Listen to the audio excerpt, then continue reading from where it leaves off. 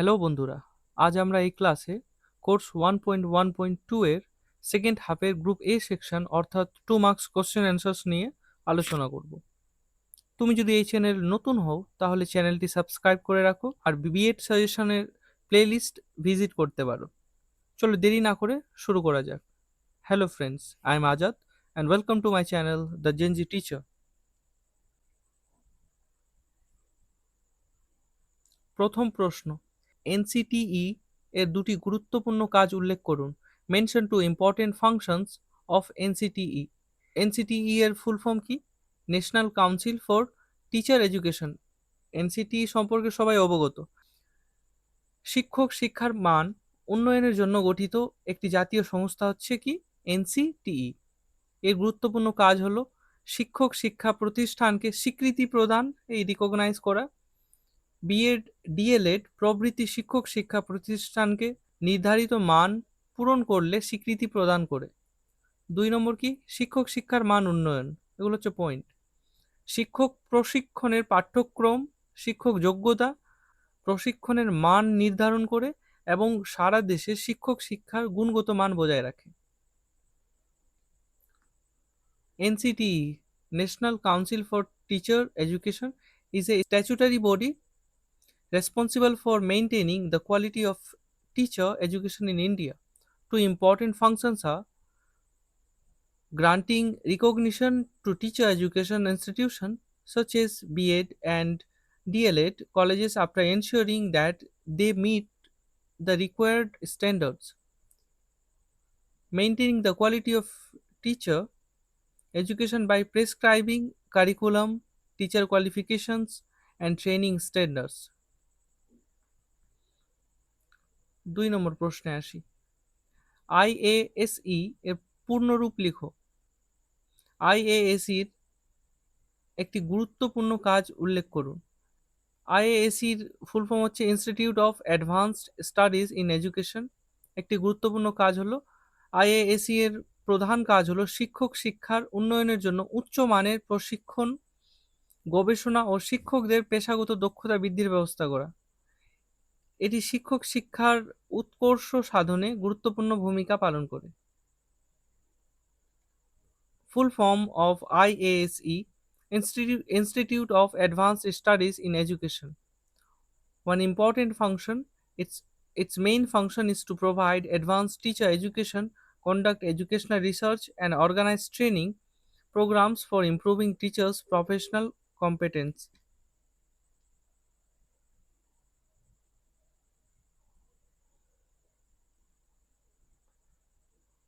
তিন নম্বর কোশ্চেন, জীবনব্যাপী শিক্ষার প্রয়োজনীয়তা লিখুন।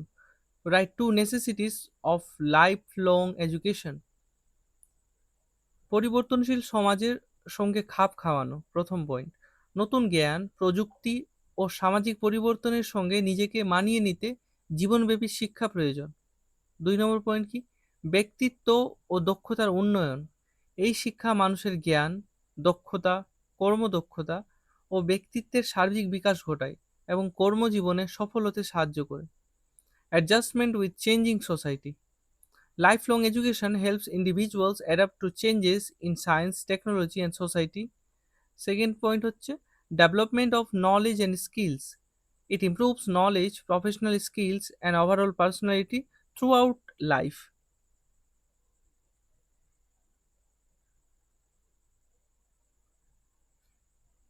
নেক্সট কোশ্চেন, বেকারত্বের যে কোনো দুটি কারণ উল্লেখ করুন অথবা বেকারত্ব ও জনসংখ্যার মধ্যে সম্পর্ক লিখুন।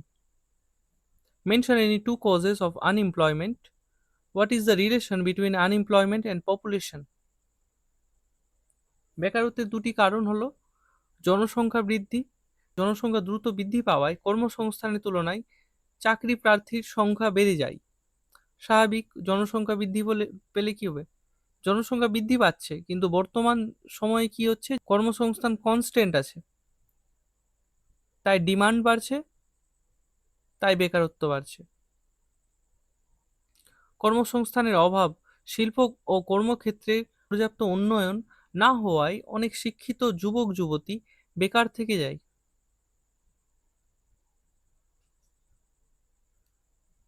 আর কি কোশ্চেনে কি আছে? সম্পর্ক। এর তো কারণ হলো সম্পর্ক দেখে নিই। জনসংখ্যা যত বৃদ্ধি পায় কর্মসংস্থানের উপর তত বেশি চাপ সৃষ্টি হয়, ফলে কর্মসংস্থান কম হলে বেকারত্ব বৃদ্ধি পায়। Two causes of unemployment: rapid population growth, the number of job seekers increases faster than employment opportunities. Second point, lack of employment opportunities, insufficient industrial and economic development creates unemployment. What is the relation between them? An increase in population increases the labor force. When employment opportunities do not increase at same rate, unemployment rises. 5 number question, প্রাপ্তবয়স্ক শিক্ষার দুটি গুরুত্ব লিখুন। State two importance of adult education. নিরক্ষরতা দূর করে। প্রাপ্তবয়স্ক শিক্ষা অশিক্ষিত মানুষকে সাক্ষর করে এবং তাদের শিক্ষার সুযোগ করে দেয়। 2 নম্বর হচ্ছে সামাজিক ও অর্থনৈতিক উন্নয়ন ঘটায়। এটি মানুষের কর্মদক্ষতা, সচেতনতা ও জীবনযাত্রার মান উন্নত করতে সাহায্য করে। খুব সহজ উত্তরগুলো। ইংলিশে দেখে নিই। Removes illiteracy. Adult education helps illiterate adults become literate and educated. Second, promotes social and economic development. It improves awareness, skills, and the quality of life of adults. 6 number question, NCF 2005 এর দুটি perspective লেখো। NCF এর full form হচ্ছে কি? National curriculum framework. 1 নম্বর হচ্ছে কি? বিদ্যালয়ের বাইরের পরিবেশের সঙ্গে শিক্ষাকে সংযুক্ত করা। শিক্ষাকে বাস্তব জীবন, সমাজ ও পরিবেশের সঙ্গে যুক্ত করতে হবে, যাতে শিক্ষার্থীরা বইয়ের জ্ঞানের পাশাপাশি ব্যবহারিক জ্ঞান অর্জন করতে পারে। 2 নম্বর পয়েন্ট হচ্ছে শ্রেণীকক্ষের শিক্ষার সঙ্গে পরীক্ষাকে একীভূত ও নমনীয় করা। শুধুমাত্র লিখিত পরীক্ষার উপর নির্ভর না করে ধারাবাহিক মূল্যায়ন ও শ্রেণীকক্ষের কার্যক্রমের মাধ্যমে শিক্ষার্থীদের মূল্যায়নের উপর গুরুত্ব দেওয়া হয়েছে। ফুল form of NCF, national curriculum framework. Connecting knowledge with life outside the school. NCF 2005 emphasized relating classroom learning to real life experiences so that the students can apply their knowledge in practical situations. Second point, integrating classroom learning with flexible evaluation. It recommends continuous and comprehensive assessment instead of depending only on written examination, making evaluation more learner friendly. Right? Next question, UGC এর পুরো নাম লিখুন, এর দুটি কার্যাবলী উল্লেখ করুন। Write the full form of UGC, mention its two function. ইউজিসির ফুল ফর্ম হচ্ছে ইউনিভার্সিটি গ্রান্টস কমিশন। আমরা যে গ্রাজুয়েশন করি কলেজগুলো থেকে, কলেজগুলোর মান কেমন, গ্রেড কেমন, ওগুলো কি ইউজিসি নির্ধারণ করে। 1 নম্বর পয়েন্ট, আর্থিক অনুদান প্রদান। ইউজিসি বিদ্যালয় কলেজগুলিকে শিক্ষা, গবেষণা ও অবকাঠামো উন্নয়নের জন্য আর্থিক সহায়তা প্রদান করে, তাই তো গ্রান্ট। রাইট? উচ্চশিক্ষার মান নিয়ন্ত্রণ। ও ইউজিসি উচ্চশিক্ষা প্রতিষ্ঠানের মান বজায় রাখা, নতুন প্রতিষ্ঠানকে স্বীকৃতি প্রদান এবং শিক্ষার গুণগত মান উন্নয়নে কাজ করে। ফুল form of UGC, university grants commission. Point number 1, financial assistance. UGC provides grants to universities and colleges for teaching, research, and infrastructural development. Point number 2, maintaining standards. It maintains and improves the quality of higher education by framing regulations and recognizing universities. Next question. National knowledge commission কার সভাপতিত্বে গঠিত হয় এবং কত সালে? NKC এর দুটি প্রধান উদ্দেশ্য লিখুন। In which year, under whose chairmanship was the National Knowledge Commission formed? Mention two objectives. National knowledge commission Sam Pitroda এর সভাপতিত্বে 13 জুন 2005 সালে গঠিত হয়। এর দুটি উদ্দেশ্য হলো শিক্ষায় প্রবেশাধিকার বৃদ্ধি করা, সমাজের সকল মানুষের জন্য সহজে ও সমানভাবে শিক্ষার সুযোগ নিশ্চিত করা। 2 নম্বর পয়েন্ট কি? জ্ঞান সৃষ্টি ও প্রয়োগ, গবেষণা, উদ্ভাবনা এবং সমাজ কল্যাণে জ্ঞানের কার্যকর ব্যবহার নিশ্চিত করা। National Knowledge Commission was formed on 13th June 2005 under the chairmanship of Sem Pitroda. Two objectives are: one, access to ensure equal and easy access to quality education for all sections of society. Second point, creation and application of knowledge to promote research, innovation, and effective use of knowledge for national development. Question number 9. বয়স্ক শিক্ষা বলতে কি বোঝো? অথবা বয়স্ক শিক্ষার দুটি বাধা লিখুন। যে শিক্ষা ব্যবস্থার মাধ্যমে বিদ্যালয় বহির্ভূত প্রাপ্তবয়স্ক মানুষকে সাক্ষরতা, জীবন দক্ষতা, কর্মদক্ষতা এবং সামাজিক সচেতনতা প্রদান করা হয় তাকে বয়স্ক শিক্ষা বলে। এর উদ্দেশ্য নিরক্ষরতা দূর করা এবং জীবনমান উন্নত করা। অথবা দিয়ে আরেকটা প্রশ্ন আছে, বয়স্ক শিক্ষার দুটি বাধা লিখুন। দুটো বাধা হলো, প্রথম বাধা অতিরিক্ত জনসংখ্যা, বিপুল সংখ্যক নিরক্ষর মানুষের জন্য পর্যাপ্ত শিক্ষা কেন্দ্র ও শিক্ষক না থাকায় বয়স্ক শিক্ষা বাধাগ্রস্ত হয়। 2 নম্বর কি? অনীহা ও অনুপ্রেরণার অভাব, অনেক প্রাপ্তবয়স্ক ব্যক্তি কাজের ব্যস্ততা বা আগ্রহের অভাবে নিয়মিত শিক্ষা গ্রহণ করতে পারেন না। What is adult education? Mention 2 barriers of adult education. Adult education is the education provided to adults who missed formal schooling. It aims to develop literacy, vocational skills, social awareness, and improve their quality of life. What are 2 barriers of adult education? 1. Overpopulation. A large number of illiterate adults makes it difficult to provide educational facilities to everyone. Second, lack of motivation. Many adults are unwilling or unable to attend educational programs because of work pressure and lack of interest.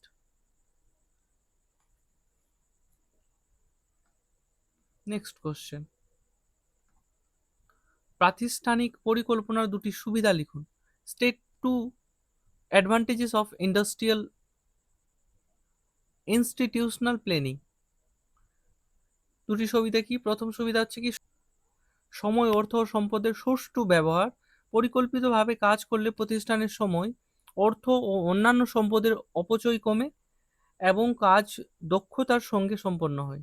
ঠিকই তো? যদি আমরা সময়, অর্থ আর সম্পদ যদি ভালো মতো ইউজ করি, ঠিক সময়ে ঠিক জায়গায় ঠিক জিনিস ইউজ করি, তাহলে কি আমাদের অপচয়ও কম হয় আর কি কাজের দক্ষতাও বাড়ে। 2 নম্বর পয়েন্ট, শিক্ষার মান উন্নয়ন। প্রাতিষ্ঠানিক পরিকল্পনার মাধ্যমে বিদ্যালয়ের বিভিন্ন কার্যক্রম সুষ্ঠুভাবে পরিচালিত হয়, ফলে শিক্ষার গুণগত মান বৃদ্ধি পায়। Proper utilization of resources. Institutional planning helps in the effective use of time, money, manpower, and other available resources. Improvement in education quality.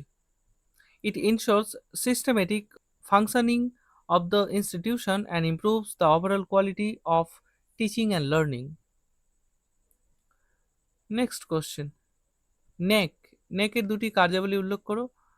অথবা কি NCTE 2009 এর দুটি উদ্দেশ্য লিখুন। Mention 2 function of NEC. Mention 2 objectives of NCTE 2009. NEC এর দুটি কার্যাবলী দেখো। শিক্ষা প্রতিষ্ঠানের মূল্যায়ন ও স্বীকৃতি প্রদান। NEC কলেজ ও বিশ্ববিদ্যালয়ের শিক্ষার মান, গবেষণা ও অবকাঠামো মূল্যায়ন করে স্বীকৃতি প্রদান করে। গুণগত মান উন্নয়ন সহায়তা।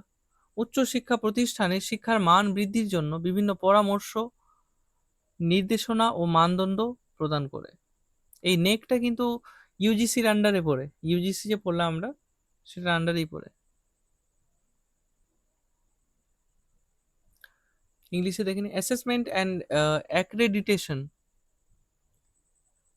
NEC evaluates colleges and universities and grants accreditation based on their quality improvement. It provides guidelines and recommendations for improving the quality of higher education. NCT 2009 এর দুটি বৈশিষ্ট্য দেখে নিই। শিক্ষক শিক্ষার মান উন্নয়ন, শিক্ষক প্রশিক্ষণ কর্মসূচিকে আধুনিক, কার্যকর ও শিক্ষার্থী কেন্দ্রিক করে তোলা। 2 নম্বর হচ্ছে দক্ষ শিক্ষক তৈরি, পেশাগতভাবে দক্ষ, প্রশিক্ষিত ও দায়িত্বশীল শিক্ষক তৈরি করে বিদ্যালয়ের শিক্ষার মান উন্নত করা। Improving teacher education, to modernize teacher education programs and make them learner centered and effective. Second point, developing competent teachers, to prepare professionally competent, skilled, and responsible teachers for improving school education.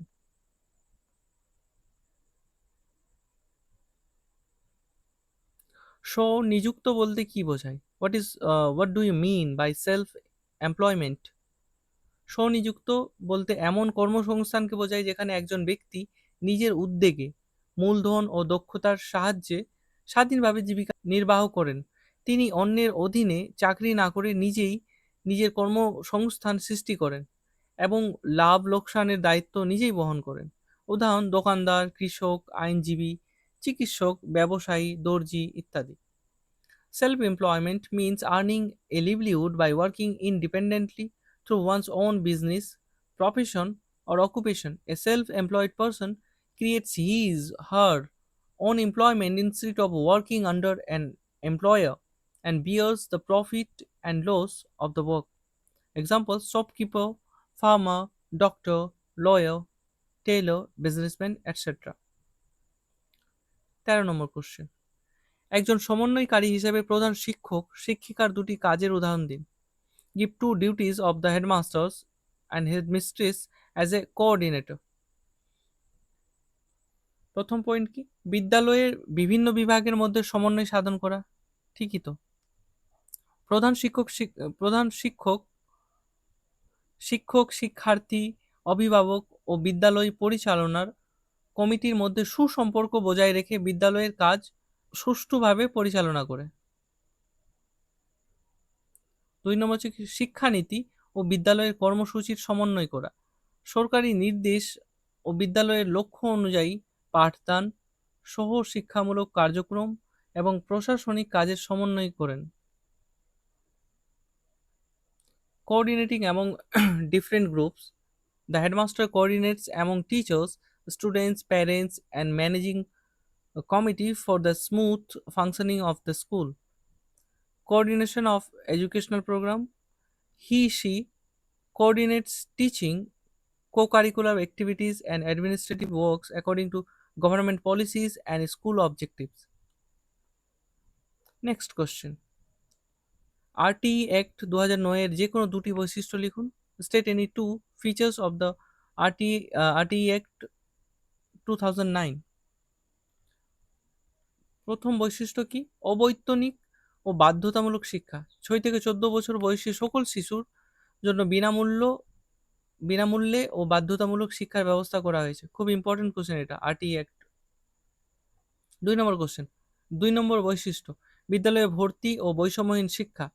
কোনো শিশুকে ভর্তি পরীক্ষার মাধ্যমে নির্বাচন করা যাবে না এবং জাতি, ধর্ম, লিঙ্গ বা আর্থিক অবস্থার ভিত্তিতে বৈষম্য করা যাবে না। Free and compulsory education. The act guarantees free and compulsory education for all children between 6 and 14 years of age. Actually 6 to 14 years of age হবে এখানে। And non discrimination in admission. No child can be denied admission or discriminated against on the basis of caste, religion, gender, or economic status.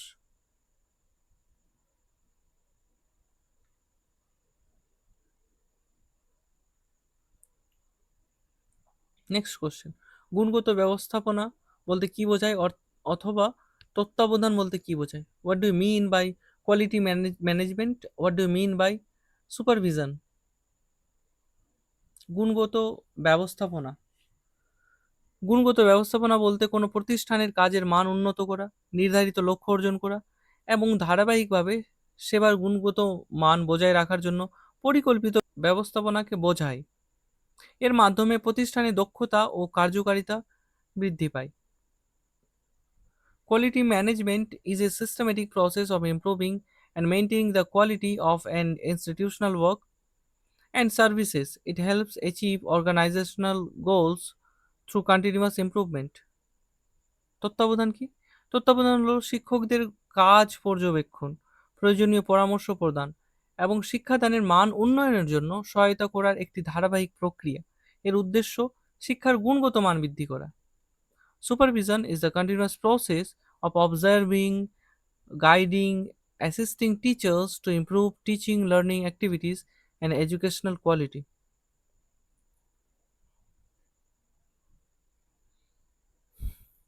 Next question. স্বৈরতান্ত্রিক নেতৃত্ব বলতে কি বোঝায়? What is meant by autocratic leadership? স্বৈরতান্ত্রিক নেতৃত্ব এমন এক ধরনের নেতৃত্ব যেখানে নেতা একাই সিদ্ধান্ত গ্রহণ করেন এবং অধীনস্থদের মতামতকে বিশেষ গুরুত্ব দেন না। সকল কাজ নেতার নির্দেশ অনুযায়ী পরিচালিত হয় এবং শৃঙ্খলা ও নিয়ন্ত্রণের উপর বেশি গুরুত্ব দেওয়া হয়। Autocratic leadership is a style of leadership in which the leader takes decisions independently without consulting subordinates. The leader exercises complete control and expects others to follow instructions. Next question. উপজাতি শিক্ষার বিকাশের জন্য সরকারের দুটি পদক্ষেপ উল্লেখ করুন। Mention two initiatives of the government for the development of tribal education. প্রথম হচ্ছে কি আশ্রম বিদ্যালয় স্থাপন। উপজাতি অধ্যুষিত অঞ্চলে শিক্ষার প্রসারের জন্য সরকার আশ্রম বিদ্যালয় ও আবাসিক বিদ্যালয় প্রতিষ্ঠা করেছে। 2 নম্বর পদক্ষেপ কি বৃত্তি ও আর্থিক সহায়তা প্রদান। উপজাতি শিক্ষার্থীদের জন্য বৃত্তি, বিনামূল্যে পাঠ্যপুস্তক, আবাসন ও অন্যান্য আর্থিক সহায়তার ব্যবস্থা করা হয়েছে যাতে তারা শিক্ষার সুযোগ থেকে বঞ্চিত না হয়। Establishment of ashram schools. The government has established ashram and residential schools in tribal areas to improve educational access. For example, EMRS school, NVS school. Scholarships and financial assistance. Scholarships, free textbooks, hostel facilities, and financial support are provided to tribal students to encourage them to continue their education. Next question. কার্যকরী সাক্ষরতা কি? আপেক্ষিক দারিদ্র্য কি? জনসংখ্যা বৃদ্ধি কি? দেখো এগুলো পার্ট ভাগে ভাগ করে নিয়েছি। প্রথমে কার্যকরী সাক্ষরতা করব, তারপরে আপেক্ষিক দারিদ্র্য করব, তারপরে জনসংখ্যা বৃদ্ধি করব। What is functional literacy? কার্যকরী সাক্ষরতা হলো এমন সাক্ষরতা যার মাধ্যমে একজন ব্যক্তি পড়া, লেখা ও গণনার দক্ষতা ব্যবহার করে দৈনন্দিন জীবন, কর্মক্ষেত্র এবং সমাজে কার্যকরভাবে অংশগ্রহণ করতে সক্ষম হন। Functional literacy is the ability to read, right and perform basic calculation so that a person can effectively manage daily life, work and social responsibilities.